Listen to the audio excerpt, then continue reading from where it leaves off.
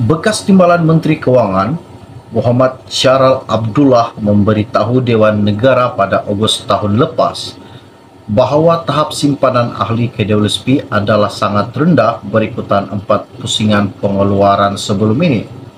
Dia berkata seramai 6,62 juta ahli atau 52% daripada keseluruhan 12,78 juta ahli KWSP berumur bawah 55 tahun mempunyai simpanan kurang arim 10.000 setakat Jun 2022.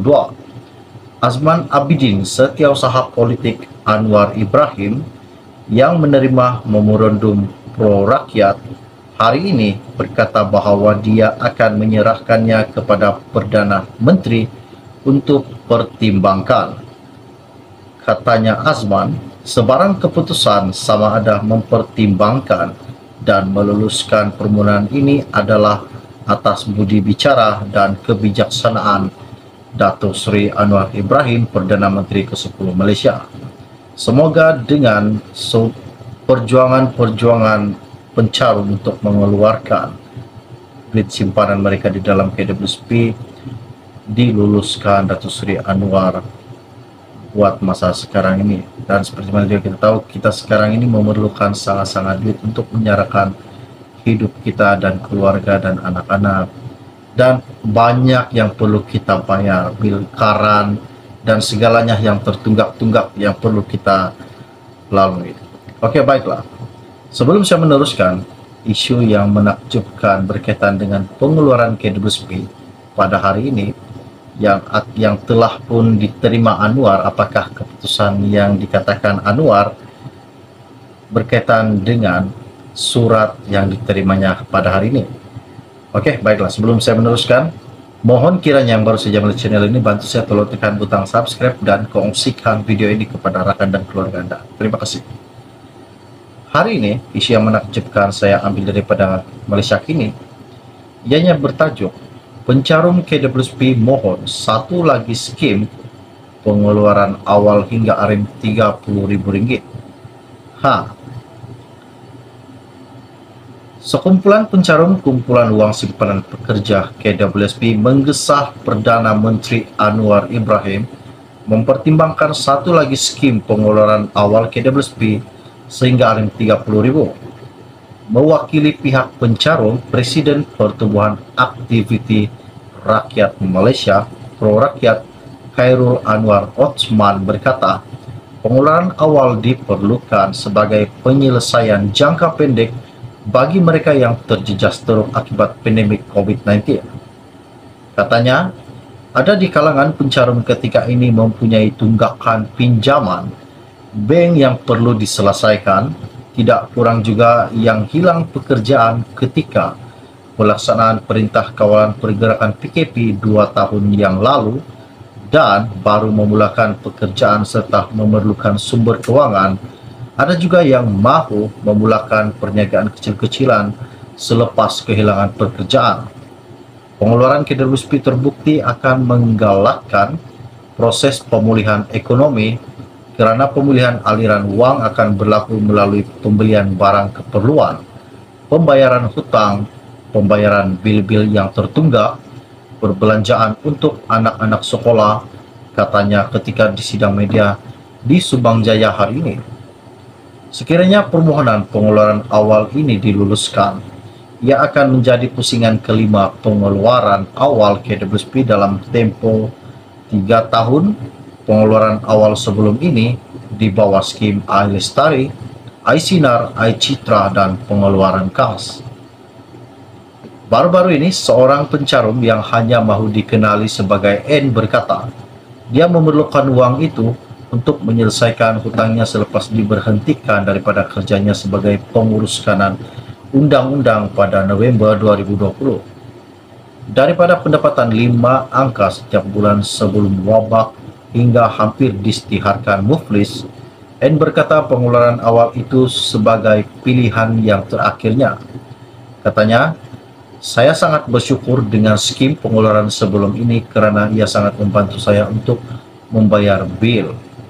Dengan uang ini saya boleh bertahan dengan bajet yang cukup makan untuk sekurang-kurangnya 5 bulan lagi, katanya. Simpanan asas KWSP menyasarkan sekurang-kurangnya Rm240.000 yang diperlukan untuk membiayai persaraan seseorang dari 55 hingga 75 tahun. N yang mempunyai baki 3 tahun untuk mencapai umur kelayakan persaraan percaya bahwa pengeluaran itu akan membantunya. Katanya, saya rasa kerajaan perlu mempercayai kami untuk menguruskan diri kami ketika waktu persaraan. Karena kami tahu apa yang berlaku dalam situasi kami, kita akan tahu macam mana untuk bertahan. Saya hanya tinggal 3 tahun lagi untuk mencapai umur 55 tahun. Itu pun saya akan terus bekerja, katanya N. Bagaimanapun dengan dana ini, kami boleh melepasi halangan yang ada di depan. Saya boleh mengambil pensijilan terjemahan supaya dapat lakukan kerja saya dengan pensijilan, katanya. Dan ada lagi seorang lagi pencarung yang hanya mau dikenali sebagai Lina berkata, dia memerlukan uang itu untuk membayar bil perubatan, sewa, dan perbelanjaan bulanan. Kami telah meminjam daripada ahli keluarga, tetapi akhirnya mereka akan meminta kita berhenti berbuat demikian. Bukannya kami tidak coba mencari kerja. Saya sebelum ini seorang akuntan, tetapi telah ditamatkan perkhidmatan semasa Perintah Kawalan Pergerakan sewaktu pandemik COVID-19. Saya tidak dapat pekerjaan sejak itu, katanya. Tambahnya Lina, dia tidak mampu membuat pemeriksaan kesehatan walaupun berisiko tinggi menghidap kanser karena tidak mampu membayarnya.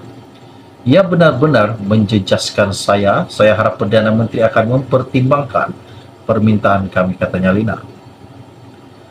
Pada Mac 2022, ketika masih menjadi ketua pembangkang, Anwar menyuruh kerajaan ketika itu untuk membenarkan pengeluaran awal KWSP pencarung.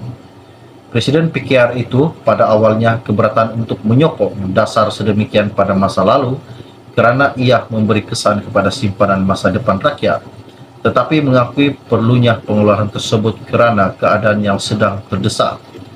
Tidak lama selepas itu, Putrajaya mengumumkan pengeluaran pusingan keempat Rm10.000 untuk membantu rakyat Malaysia menghadapi kesan pandemik COVID-19. Bagaimanapun, KWSP berkata, ia adalah pengeluaran awal dan terakhir yang dibenarkan. Isu ini sangat menakjubkan pada hari ini, di mana Datuk Seri Anwar pun menyokong pengeluaran KWSP baru-baru ini yang semenjak pandemik COVID-19. Namun pada hari ini, ramai pencarum yang menginginkan duit simpanan mereka dalam KWSP ingin dikeluarkan dan mereka sangat-sangat memerlukan keuangan sekarang disebabkan pandemik COVID-19 dan disebabkan juga mereka telah diberhentikan kerja. Jadi kita berharap agar Datuk Seri Anwar paham dengan situasi masalah rakyat yang tidak ada pekerjaan masa kini. Oke, baiklah. Bagi yang belum lagi subscribe ke channel ini, jangan lupa bantu saya, tolong tekan butang subscribe dan kongsikan video ini. Setakat share info ringkas dari saya pada hari ini. Kita jumpa lagi. Salam kenal dan salam jumpa. Bye-bye.